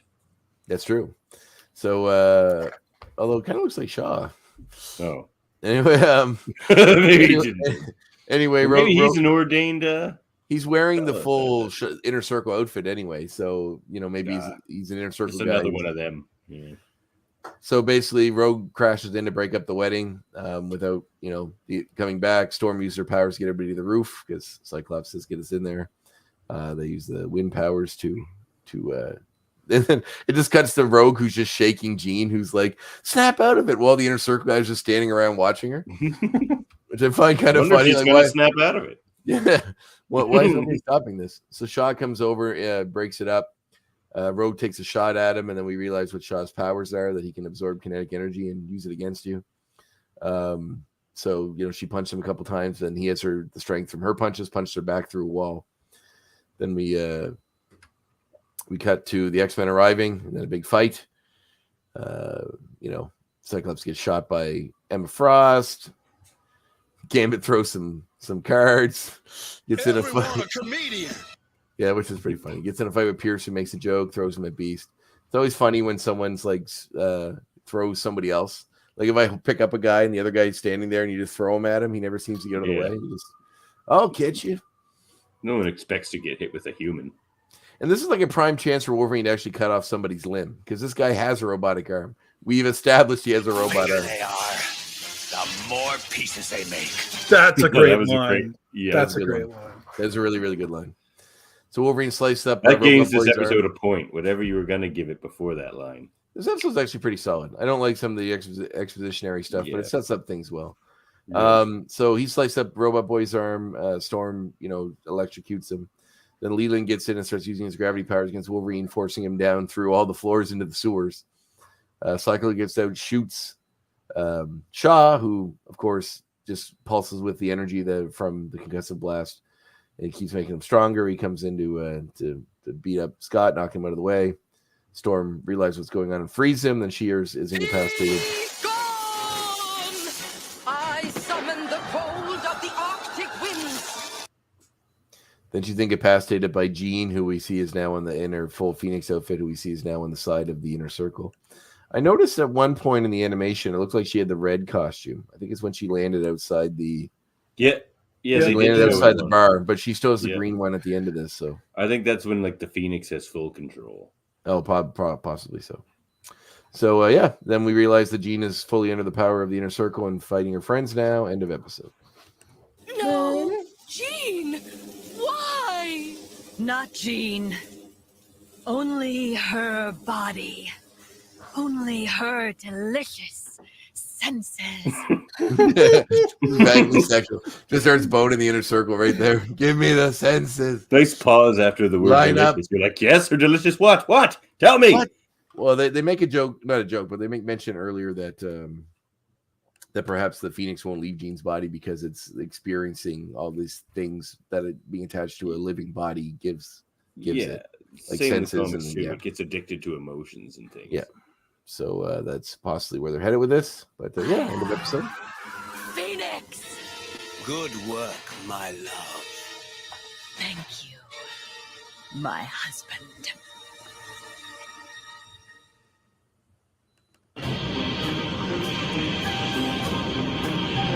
Each of us will have to look into his own heart and decide. Ratings from 1 to X. Andre, you go first because you were late. 7. I liked it. I didn't like the expositionary stuff. I didn't like just giving us a fill-in story to explain how Jean came back when her end was so tragic and only a few episodes ago. But otherwise, I did like the inner circle stuff. Yeah. There's some other stuff I'll bring up my next points. But yeah, it was overall a solid episode. I wouldn't say it's like one of the best, but I liked it. Dave? Let's hear from you. All right, I'm going to give it an 8. I agree with you. I like Dave's going low, I can tell. I know Dave. The expositionary stuff, but again, I think they probably would have had to add an episode to the saga if they were going to have her crash into the ocean. They go find her. Even just end an episode with her crashing in the ocean, and then they should have done it that way. But but I mean, it eventually got put on this writer to cram it all into one episode. So that with that in mind, I think it's possible they do that in the end credits. I don't think so. I don't think so. Like they do that later on in the series, and one of those popped up earlier because they've swapped the episodes around. Oh, right. Remember that scene we saw in those episodes? Was that the Phoenix? I feel like I remember. You remember that, Andre? No. No, like, no, that the was credits a are going, thing. and then there's that was a Warlock thing. Oh, that was just at the end where you see the Phoenix go like or something. It wasn't actually showing her come back. It was just like it was just like this fire and text. Yeah. Oh yeah, the Phoenix will return, or the Phoenix saga begins, or something. Yeah, that's what you get. Something to that effect. So now, what do you give it, Dave? You got a 7 and an 8. 10. No, you don't believe that. There's no. I was going to give it a 9, but I had to give it an extra point for Wolverine's great line. So, were you really going to give it a 9? Yeah, I was going to give it a 9. Wow. I haven't watched along all the way with you guys, so none of the exposition bothered me. The flashbacks didn't bother me. It got me up to speed. It wasn't super long. Like it was fine. So picture me. I'm the kid who's just watching, Saturday mornings or whatever. The episodes are all out of order. Some of them haven't even aired yet, and I've got other irons in the fire. So I don't remember all this stuff. So I needed those flashbacks. I needed the clip episode nature of this one, but also like Cyclops is a huge badass in this episode. He does kick like making out with the rock and roll chick. Yeah, and he saves her. He's cool as hell. He blows up the engine. Cool shit. Wolverine cuts salami. Let's not forget that. Yeah, and that image has since plagued the internet. You see that everywhere. The old salami cutting. Yeah. All right, that's some pretty good ratings. That's some high ratings there. High praise from Marvel's own David Cutler. All right.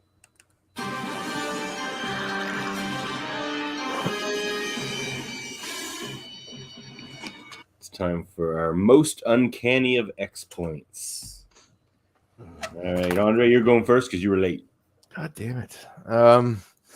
Music. I really like the music in this episode. Do you remember in the 90s when the band Amber put out that disco cover of "If You Could Read My Mind" by Gordon Lightfoot. Do you remember that? Oh yeah, I do. I Or did remember that they were. I thought they were called like Stars on 54 or something. No, they're called Amber. Because I think they did it for the movie 54 or something. That was about Studio 54. Oh. So anyway, there was this interesting time period in the early 90s when everything kind of was discoized. It kind of came back a little bit. So like it seems like this fits right in the pocket of when that probably was. I mean, like updated version of it, but I get a real kick out of the 90s nightclub vibe that we get. I think it's quite funny. So I really enjoyed that. That the first song Dazzler had was a banger. The last one was, I'm not sure what was going on there, but I'm curious. You love. It's like the drunken lounge singer, like you. All right, now I gotta play it again. Lady in the red dress. She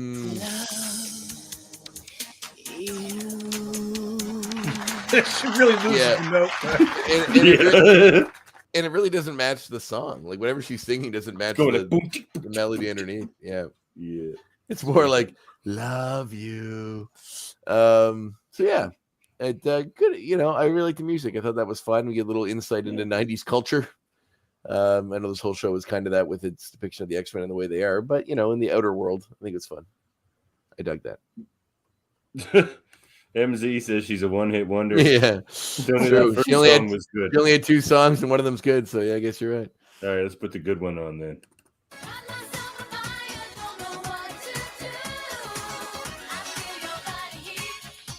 Hey, side, loosen up. Get a 9 out of 10, 9 or a 10 from MZ. Everyone likes this episode. Yeah, I feel bad. I should have made it better now. Yeah. All right, my X point. All right, let's pick one. For love of God, to leave us in suspense. Okay, how about let's put a little shine on Storm, as I like to do. She was about to defeat the Hellfire Club single-handedly until Jean was a traitor and shot her own friend. You can't back that up. Yeah, she was like, yeah, right. She like takes out 2 of them and was about to go for the 3rd one, and she could totally do it. She was about to wipe the floor with all of them. She was doing it. It was amazing. Storm. Why, Jean? Why? Just Storm. Storm. She was Storm. Yep. Yeah. All right. I got to prop Storm whenever I can. Got an X point for us, Dave? I don't know. I only had the one, and we already talked about it. You can talk about it again. Make up something else. I don't know. Come back to me, maybe. Oh, dear God in heaven. What are we going to do with this? All right, here. This can be your X point. We had a question from Sam from earlier. There you go. What is the hardest Marvel character to draw?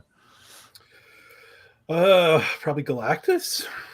Really? Really? Yeah, because all those like oval shapes, like it's so much like very careful, precise drawing. Can't be any wobble. No wobble, you say? That's true. It's all really, really tight angles. Interesting. Right to me already? Amazing effort by Storm. MZ agrees. Oh, MZ, you and Davan and your love of Storm has been well documented. She's the best. She is pretty great. Yeah. All right, back to you, Andre. All right. Well, I did find a note that the original in the original comics, the Inner Circle Club was known as the Hellfire Club. You guys have told me before that the Inner Circle actually is a part of the Hellfire Club, is it? Yeah, the Hellfire Club. You're basically, you can be a member if you're like an elite. Like Tony Stark is a Hellfire Club member. So is Captain Britain. Angel is Captain Britain. Lots of prominent rich guys are, but the Inner Circle isn't even known to the general Hellfire Club, and that's where like the real power lies. And they're generally mutants in the Inner Circle. This was changed in the series due to censorship because of using the word hellfire in a children's program. So that is why children can't hear the word hell. It'll just turn them immediately into demons or make them go out and sin or something. So yes, confirmed. All right. Well, I'm gonna branch off that a little. A different club, Club M. That's where. I was gonna bring that up too. Damn it. They often feature, mutant-friendly bars and establishments in Marvel, and Club and just happens to be the one in this show. I feel like every once in a while you should just tuck in like Strong Guy or one of the X Factor people at the bar in the back or something. Just tuck him in there. Multiple. I forget the name of the old bar the original 5 X-Men used to hang out with. It was like a coffee shop. I forget what it was called. Central Perk? Like the cup. It was something like that. It was something like the Central Perk. But I forget now. But yeah, mutant-friendly establishments. I mean, then eventually that leads to you get Mutant Town. Eventually, like you get whole like ghettoized neighborhoods that the mutants live in and stuff like that in the comics. And it's interesting. Interesting. All right. So back to me. No, Dave. Andre. Yeah. Oh, okay. The guy who did the voice for Jason for Mastermind, Jason Weingard. His name is Nigel Bennett. He is a Canadian actor. Oh, I know him. He's been in a lot of things. He's currently man. on Murdoch Mysteries. Oh, he's on the Jupiter's Legacy show on Netflix. He was in. Isn't he on La Femme Nikita? He was. He was also on The Strain. He's also in The Shape of Water. He was the Russian, like when the doctor that was secretly a Russian, he was like his handler. Yeah. He's in Orphan Black. He's in Rookie Blue. He's in every goddamn Canadian show that ever existed. Jesse Stone movies. Yeah, he's in a lot of stuff. He plays a bad guy a lot. He's on The Lex, which is a deeply Canadian show. Oh, right. Yes. He's on Andromeda. I could never get into Lex, though. It's too crazy. It's too crazy. It's so like weird. Farscape on drugs. It's kind of compelling, and it's so strange. They filmed it in Halifax. Oh, I know. Yeah, it's very. I believe I used to told us she was on an episode of it. As a very young lad, I used to watch it like religiously because it always had this air that something sexy was going to happen. That's the same reason I watched. So I would just sit there the whole time being like, she's going to do something Lex hot. Runs with sex. Yeah, her So boobs. never do. This is we might see her boobs, and we never do. Yeah, you don't. Never do. Funny So, Newfoundland connection to that show, though. They eventually gift that Stanley Tweedle guy in Newfoundland, or at least they offer to. Like, you can have Newfoundland. That Stanley Tweedle guy, the main character on the show. Yeah. You know that guy. So anyway, Nigel's been in a lot of things that are deeply Canadian. ENG, Street Legal, Counter-Strike, La Femme Nikita, Alfred Hitchcock Presents, things that are filmed here. Coronation Street, actually. So long run, still going. Just across the pond for that one. I think he might be English. He is English. Oh, but he must be, his home base must be here. But he was a main character on the show that comes up with almost every single actor that pops up on this show. Forever Night. Yeah. Oh, he was a main character. In almost Forever. every single person that does voice work in the show had a part at some point in Forever Night. You're saying he was the main person in Forever Night? No, he was like the knight, but he was like the second main character. Yeah, Michael Knight was Nick Knight, or whatever the fuck the dude's name. Detective Nick Knight was the titular Forever Night. Nicky Knight. We need to make his name Knight because and it's got to be KNIGHT because and then Stab's vampire.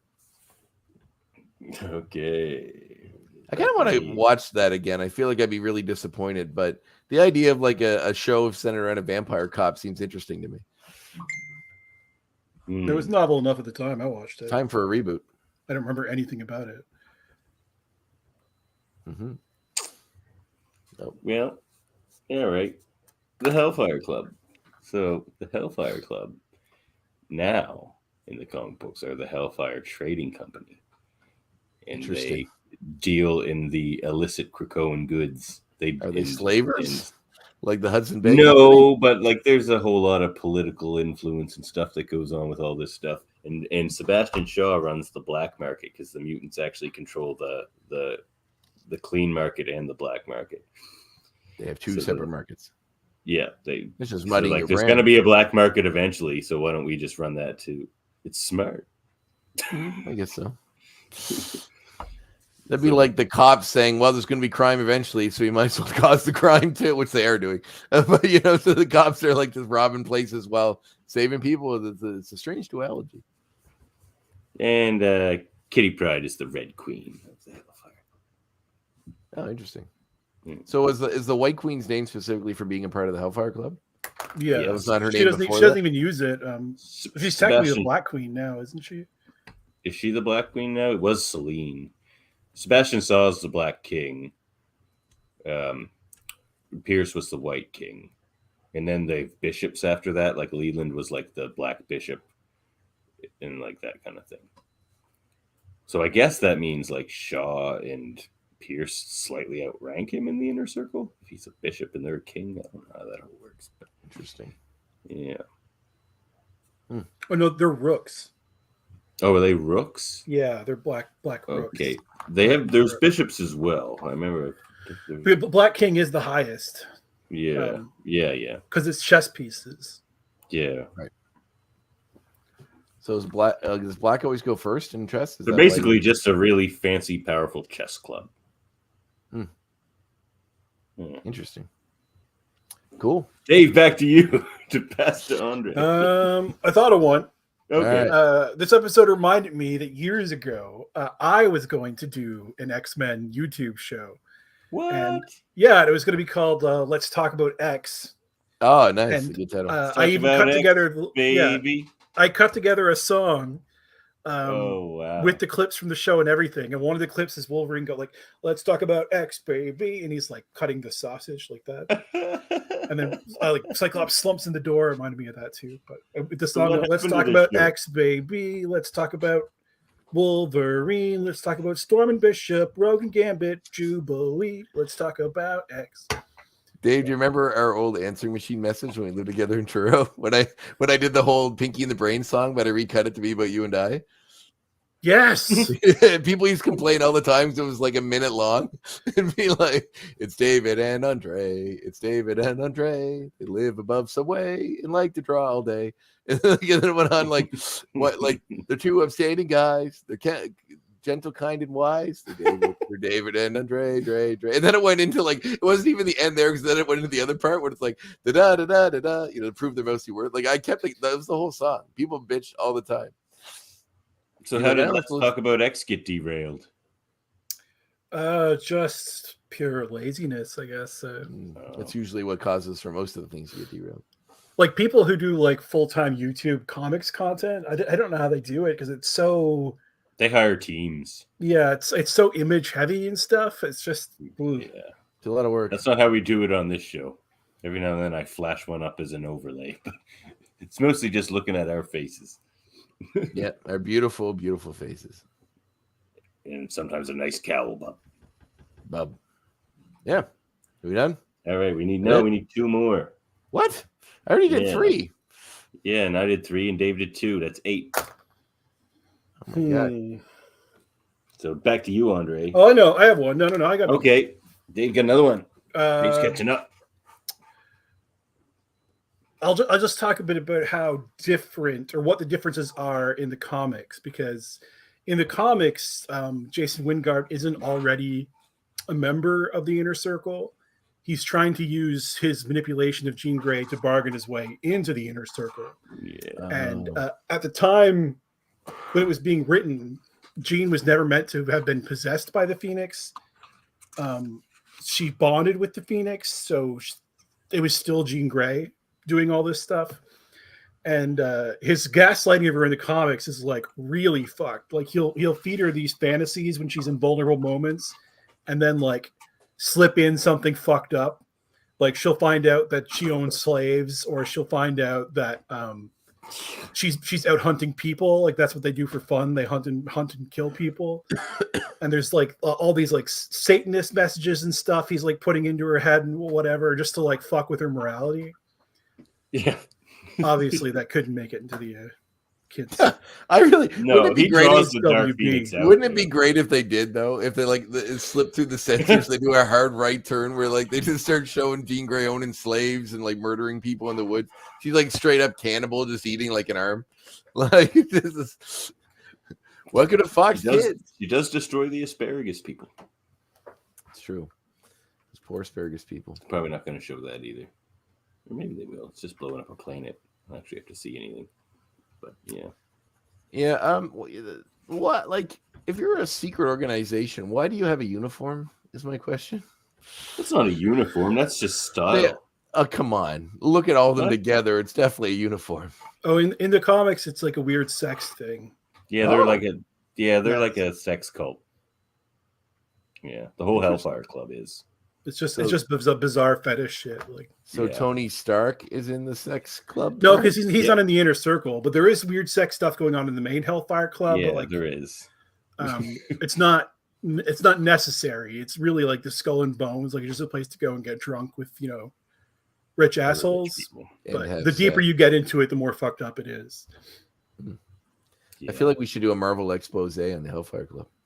They're various. We should do an expose. There's maybe a Jeffrey Epstein type organization working within the Marvel universe. We need to get to the center of this. I got some websites I want to send you guys. There's a lot of powerful people involved. You don't know. Do your research. There is a guy like him in the Marvel comics, but he's called the Sugar Man. Oh yeah, Jesus. Yeah, he's the most horrifying villain ever, man. I have a Sugar Man action figure. I used to have a HeroClix Sugar Man. The Sugar Man? What does he do?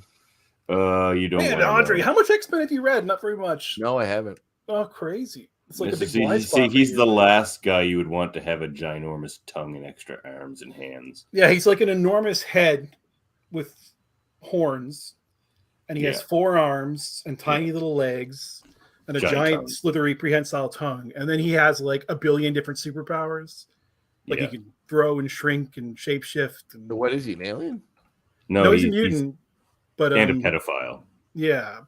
He's from the Age of Apocalypse universe, and he's like experimented on himself a lot. Oh, that guy. I recognize him. The teeth and stuff. He kind of looks like MODOK if he had a body. Yeah, kind of. Interesting. But he's like a real body.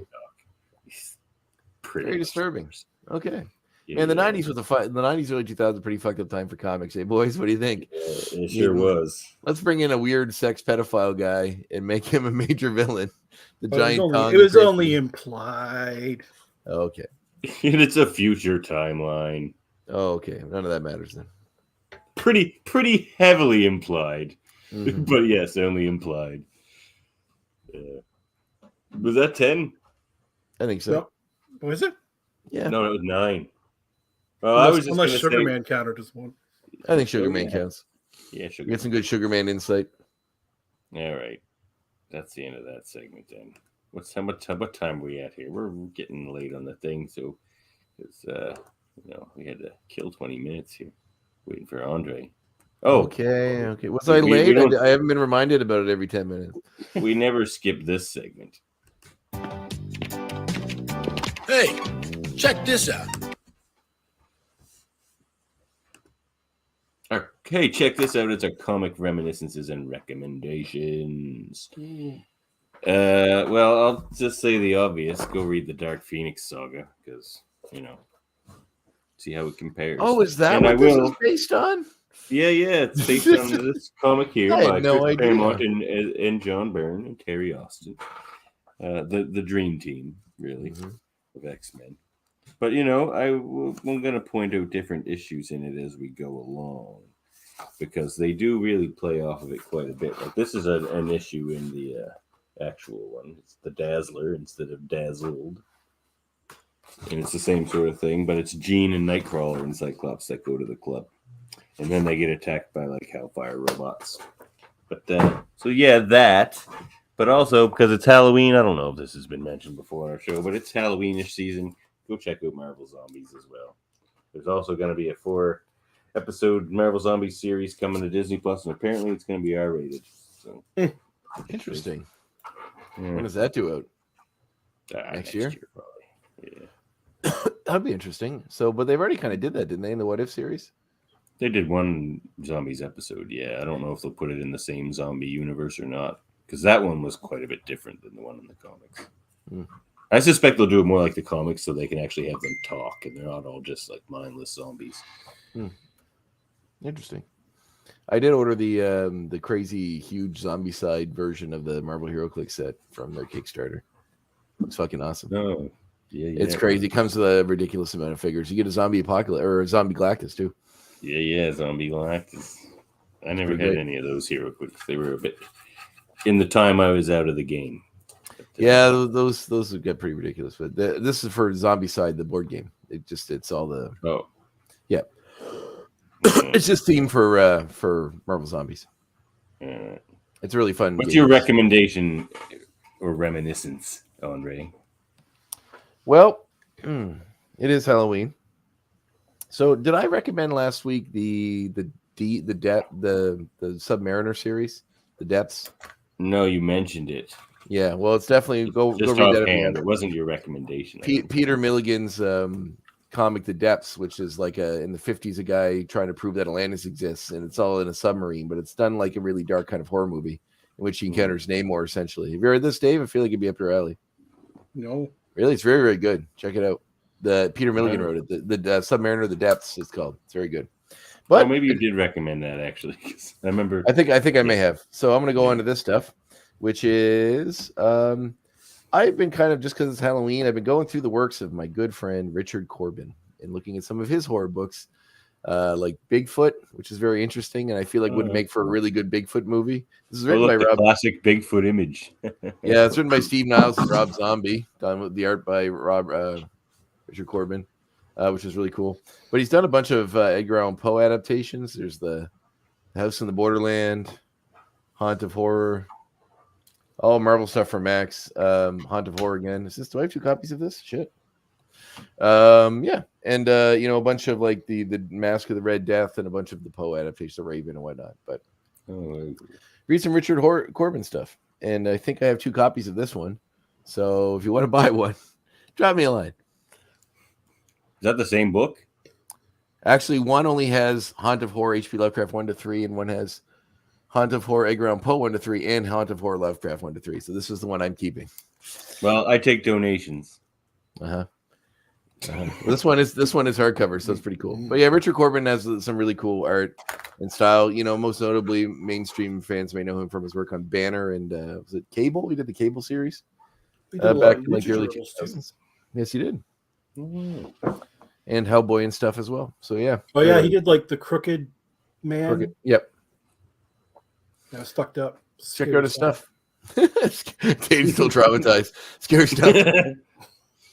Dave just cries for 10 minutes as that's trying to console him for us. All right, Dave, what's your recommendation for the I don't know. I recommend you go outside and play. Oh. Yeah. Right as the weather's getting cold. Great advice. Go outside. Go outside and freeze your ass in the snow. And don't read comic books.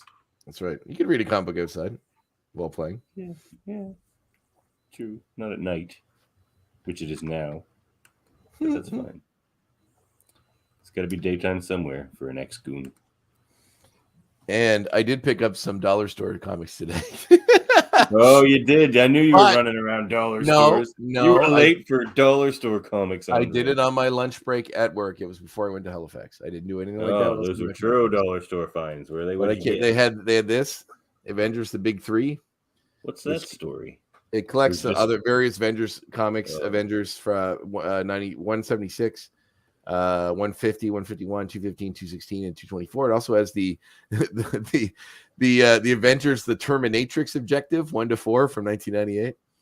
And some yes, I remember the Terminatrix. All 4 pieces. She's the Midas Man's daughter. We also had this, which I'm not sure was worth it. But Invaders Now. Alex Ross did the artwork. Christos Gage did it. Figured I'd check it out. And Rick Remender Winter Soldier miniseries called Bitter March. Oh, well, all the Remender stuff he did with those called this lousy Smarch weather. This is do not touch Willie. Good advice. And I had an onion on my belt, which was the style at the time. All right. You can hear many quotes like that on my new Simpsons podcast coming up.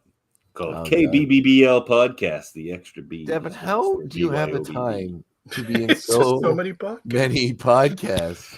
I like to throw shit at the wall and see what sticks. He's trying to recruit me for his movie one, which I'd love to do. I just don't have time. Yeah, well, you find time. If you can pay me enough to quit my job and just do podcasts, I'll happily. We're working on it. Ask me again how that's going this time next year. All right. But all right. I guess that's all we got going on here. We're running late. I'm going to skip a bunch of segments. Oh, we're not doing the movie one? I have one. What? Okay, fine. You know, I spoil you after being late. Because it's a horror. Because it's kind of a horror movie, but it's also fun.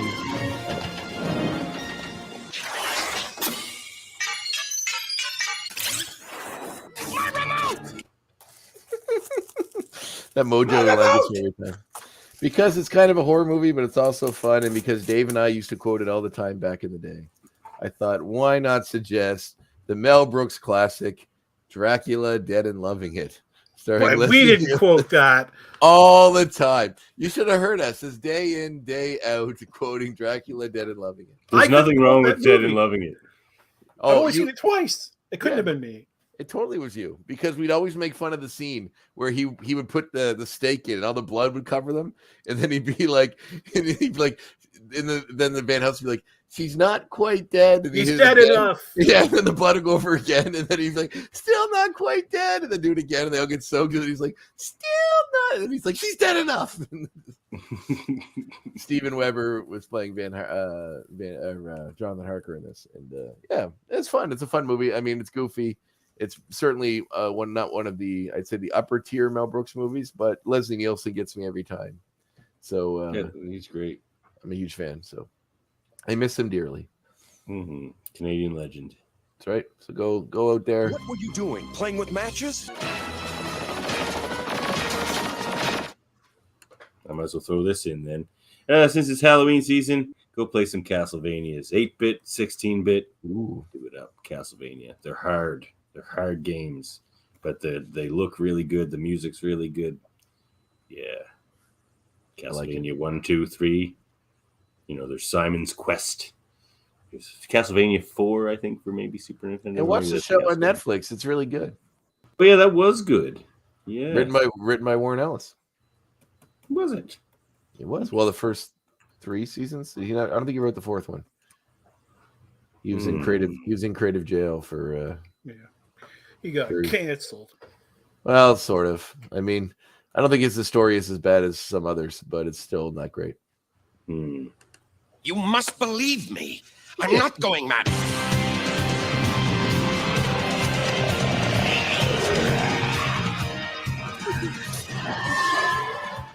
I was going to jokingly say, for Halloween, go do yourself a favor and go watch a nice, scary vampire movie. Go watch Morbius. Oh, yeah. You know what? That's the crazy of Cutler I want to talk about. How can you like that movie? I haven't even seen it. You liked Morbius, Cutler? Yes, he did. I saw him post about it. I will say I have to leave in like 5 minutes, but that show's over in like 3 minutes. I really enjoyed it. That's my God. It's not good. Talk. Like it starts off right away with like a very precocious 8-year-old's idea of like what a vampire bat is. Like a vampire bat is the most deadly animal on the planet. They're just no, they're like little. They definitely aren't. But the special effects were like great. The fight choreography turning into the smoke, and fucking Matt Smith steals the show with his shirtless dancing and shit. Who's he playing? Just some guy they made up chewing the. Yeah, he's literally just a dude they made up. He's not. I don't think he has a character in the Marvel universe at like. No, I had a great time watching it. Oh my God, Dave! I'm questioning everything I've ever known about you. It was. Maybe because my expectations were in the toilet when I saw it. Yeah, I mean, what I said was, it is like, to me, if you watch so many movies and they're good, then like, but a movie that isn't good or bad is just it's like tapioca pudding. It's just this really bland, middle of the line movie, which that was. Like, nothing's exciting, nothing's interesting, I didn't nothing's think it was at all. Matt Smith was like so much fucking fun, and yeah, but he's the only good part of it. Jared Leto was fine. He looked good as Morbius. He looked like Morbius. What else can you say? What about that sweet setup for the at the end with Vulture? You like that? No, they didn't make a lick of sense. But you can't blame that on the movie. The editor had nothing. I mean, the director had nothing to do with that. Yeah, I love when he just shows up and he's like, I think we should team up for some reason. He's like, I'm listening. Like why? Anyway. Like, where did he get all the Vulture stuff? Like, he didn't build it. He didn't build it in the first place. Plus, it was salvaged from the Chitauri. Yeah, I was gonna say, where did he get it? Yeah, Damage Control has that now. Doesn't make any sense. But the movie is fun. I don't care what anybody says. How did it compare to Werewolf by Night? I liked it about the same. Oh dear God! Wow. I gotta go vomit. Well, first, tell have the you people seen their it? Or are you homework. just going by reputation? No, I saw the movie. I went to the theater and sat through it. Like I'd watch it again right now. I was actually really disappointed that when I finally saw it on Amazon, I was like, I should have saw this in the theater. Yeah, I'll give it like a 5 out of 10. Like there's nothing exciting about it. It's riveting, maybe a 4.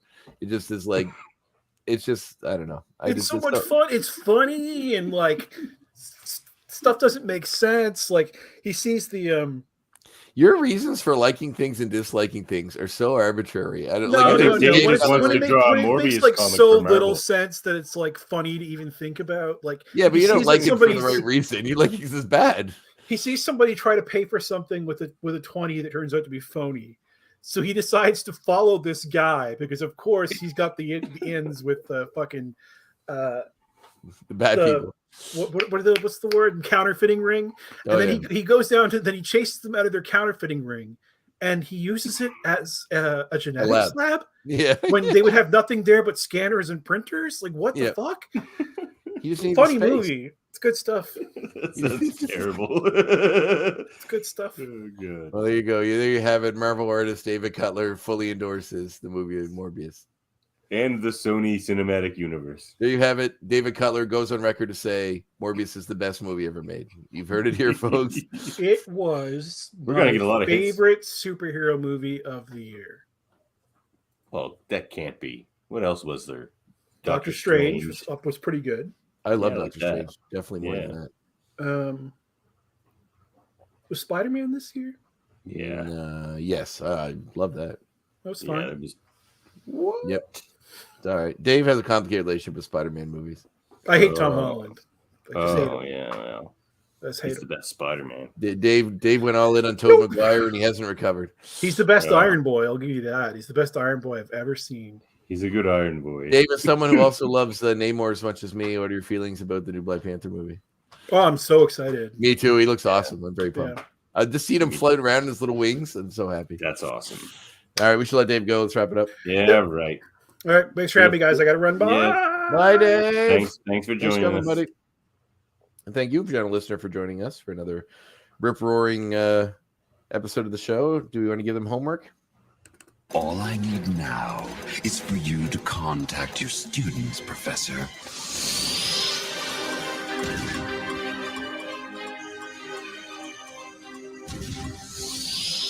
Contact. I'm sending you your homework telepathically. You should be getting the message now. But if you're too dense to get it, I guess I could say it out loud. Make sure you watch the next episode of the series, Dark Phoenix Part 2, The Inner Circle. However, Davan, we do have an issue. What's our issue? I am on a stage next week because the play starts. So what are we doing? Going late or rescheduling? I would prefer to reschedule because I'm going to be really tired. I'm probably not going to get home till like 11 o'clock our time. But, if we need to, I can make myself available. Yeah, let's see if we can do it that week at least, because now I have an interview scheduled for after Dark Phoenix Part 4, so I'd rather not disrupt that. Well, it's all week. So production starts Sunday, and it's Monday, Tuesday, Wednesday, Thursday, Friday, and I have 2 shows Saturday. Oh, dang. So it's... Okay. You need to do it after number 4 with Buddy? Okay. Well, we can do a double bill maybe the next week for 2 and 3. Oh, yeah. Or we could do... Or we could even do Dark Phoenix and the interview in the same day or something, maybe. I don't know. We'll figure it out, but we have an interview coming up with the writer of Phoenix Part 4, Books Walk Tell, who also writes Jubilee's Fairy Tale Theater and Mojo Vision. We may disagree with that. We'll ask him all about that. Oh, right. Is he the one that was this himself that was rewritten? Yeah. Okay. Yeah. Cool. Well, that's exciting. I'm excited to have another person show. It's been a while since we had a good guest star. Well, not, I want to say good guest star. They've all been good guest stars. But it's been a while since we've had somebody from the show be on. Yeah. He seems like a super interesting guy, too. Cool. Should be good. You can support the show at patreon.com/X-Men Review Show. Contact us at xmenreviewshow@gmail.com. Follow us on YouTube, Facebook, and Twitch. Find our audio-only version wherever you get your podcasts. Please like, review, and subscribe. we are a member of the United Federation of Podcasts. It has a lot of podcasts in it, but we're running late here, so I'm not going to get into that too much. Graphic Histories is on hiatus. I have a show tomorrow, though, you should all check out. Hold Up, a movie podcast. So check that out. That's going to be fun. And does it hold up? We'll find out. And, you know, I got the Locutors of Trek as well. That's my new logo. Pretty fancy. All right. And, you know, check out Super Mater Brothers, Live Long and Podcast, Trivial Debates, which Andre and I are on October 30th. We shall debate each other. Right? Jody got hassled the other day for giving us the topics, so we should have those soon. Yeah, it's okay. All right. Do I have to prepare anything for this? I thought you said we were just pick your topics. Oh, okay, perfect. You have to pick what you're debating for. Yeah. That's it. I never prepare anything otherwise. The best type of Mountain Dew. That's what I'm going to debate. None. The truth. Is there other types? There is a flaming hot version which I haven't tried yet, but it should be interesting. Why do I keep getting ads? All right, I'm going to complain about Facebook for a minute later. Not on air. It's fine. Relax. I keep getting. It's over. Relax. Catch you next time, everybody. Next time. Goodbye. I'm blind. 1, 2, 3.